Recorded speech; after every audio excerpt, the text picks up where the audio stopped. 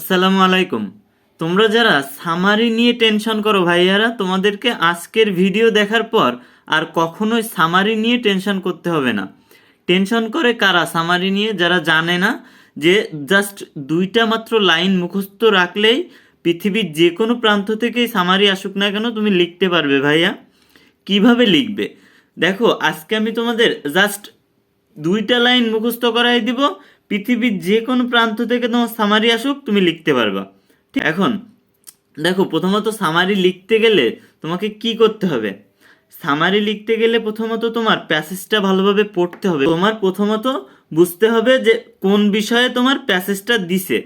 ঠিক আছে, এরপরে প্যাসেজটা তুমি যদি বুঝতে পারো কোন বিষয়ে দিছে, তাহলে জাস্ট 2 মিনিটের ভিতরেই তুমি সামারিটা লিখে দিয়ে আসতে পারবা।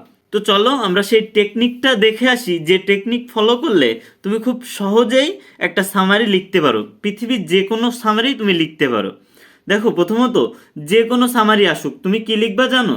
This is the passage which has been discussed about. তার মানে এই প্যাসেজটার ভিতরে কি বলা হয়েছে, কোন সম্পর্কে বলা হয়েছে। এরপরে অ্যাবাউট পর্যন্ত পৃথিবীর যে কোনো সামারি লিখতে গেলে এই পর্যন্ত লিখবা। লেখার পর টপিক, অবশ্যই তুমি প্যাসেজটা পড়ে বুঝতে পারবা যে কোন টপিকের উপর তোমার আসছে, ওই টপিকটা এখানে লিখতে হবে। ধরো কাজী নজরুল ইসলামের নামে আসলো, কিংবা অন্য কোনো সায়েন্টিস্ট, বিজ্ঞানী, রবীন্দ্রনাথ ঠাকুরের জীবন কাহিনী নিয়ে আসলো, এই টপিকের ওইখানে জাস্ট ওই যে বিষয়ে আসছে ওই বিষয়েই কিন্তু এই টপিকের এখানে লিখতে হবে প্যাসেজ থেকে।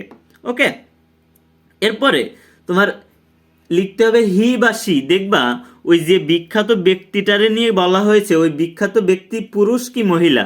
যদি পুরুষ হয় তাহলে হি, আর যদি মহিলা হয় তাহলে সি। লিখবা সি কিংবা হি ওয়াজ বর্ন ইন, প্যাসেজ থেকে জন্মস্থান ও জন্মসাল। প্যাসেজে অবশ্যই দেওয়া থাকবে কত সালে সে জন্মগ্রহণ করেছিল এবং কোথায় জন্মগ্রহণ করেছিল, এটা কিন্তু প্যাসেজে দেওয়া থাকবে। এরপরে তুমি কি করবা? ওই প্যাসেজ থেকে জাস্ট কি লিখবা? হি ওয়াজ বর্ন ইন, ধরো 1990, ইন লিখে ওই সালটা লিখবা, এবং তারপরে একটা ইন লিখে জন্মস্থানটা লিখবা কিংবা জন্মসালটা লিখবা। ঠিক আছে, এরপরে এরপরে তুমি কি করবা? ওই যে প্যাসেজটা আসছে ওই প্যাসেজ থেকে সব থেকে গুরুত্বপূর্ণ দুইটা লাইন তুমি খুঁজে বের করবা। খুঁজে বের করে পরবর্তী তোমার ওই দুইটা লাইন লিখবা। এই যে এইখানে আমি জাস্ট দুইটা ড্যাশ ড্যাশ দিয়ে রাখছি কি জন্য? এই মিডিল পজিশনে তোমার প্যাসেজ থেকে সব থেকে গুরুত্বপূর্ণ যে বিষয়, ওই বিষয় ওই প্যাসেজের গুরুত্বপূর্ণ যে অংশটা এখানে লিখবা, জাস্ট 2 লাইন। ঠিক আছে, এরপরে দেখো লিখবা যে the estimated individual passed away in, তার মানে ওই বিখ্যাত ব্যক্তিটি কিংবা সুপরিচিত ব্যক্তি কত সালে মৃত্যুবরণ করেছিল। এটা এখানে কিন্তু জন্মসাল না, এখানে মৃত্যুসাল। তার মানে পাস্ট অ্যাওয়ে মানে মৃত্যুসাল। ওকে, আর এই যে দি এস্টিমড ইন্ডিভিজুয়াল লিখতেছো, এটা যখনই একটা টিচার দেখবে, দেখলেই বুঝতে পারবে না আসলেই এই ছেলেটা পড়াশোনা করছে, এই ইংরেজি বোঝে, ইংরেজি ভালো পারে। যখন এটা দেখবে দি এস্টিমড ইন্ডিভিজুয়াল, অনেকেই লিখবে কিন্তু দি ফেমাস ম্যান কিংবা দি ফেমাস ওম্যান, তাদেরটা দেখার ক্ষেত্রে একরকম তা মন মানসিকতা আসবে টিচারের। আর এই যে the estimated individual passed away in মৃত্যুসাল, এটা যদি লেখো ইনশাল্লাহ ভাইয়া তোমার 5 মার্ক দিতে তোমার টিচার বাধ্য হবে। এরপরে দেখো কি লিখবা?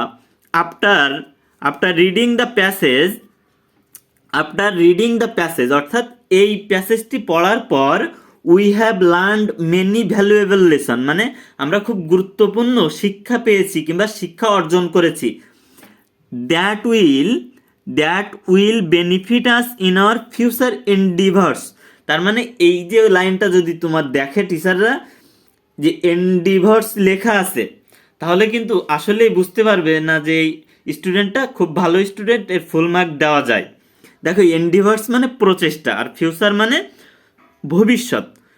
এর অর্থ হচ্ছে দ্যাট উইল বেনিফিট, যেটা আমাদের উপকারে আসবে, আস ইন আওয়ার ফিউচার এন্ডিভার্স, মানে ভবিষ্যৎ প্রচেষ্টায় যেটা আমাদের খুবই উপকারে আসবে। ঠিক আছে, যখন এটা দেখতে পাবে তোমার টিচার, তখন কিন্তু আসলে তোমার টিচার 5 নম্বর দিতে বাধ্য থাকবে। সুতরাং প্রথমত তুমি প্যাসেজটা পড়বা, পড়ে তারপরে হচ্ছে বুঝবা যে কোন টপিকে আসছে, জাস্ট ওই টপিকটা ধরতে পারলেই জাস্ট এই যে যতটুকু দেখাইলাম তোমাদের এই এতটুকুই লিখলে ভাইয়ারা তোমাদের 5 নম্বরের ভিতর 5 নম্বর দিতে তোমার যে কোনো টিচার বাধ্য থাকবে।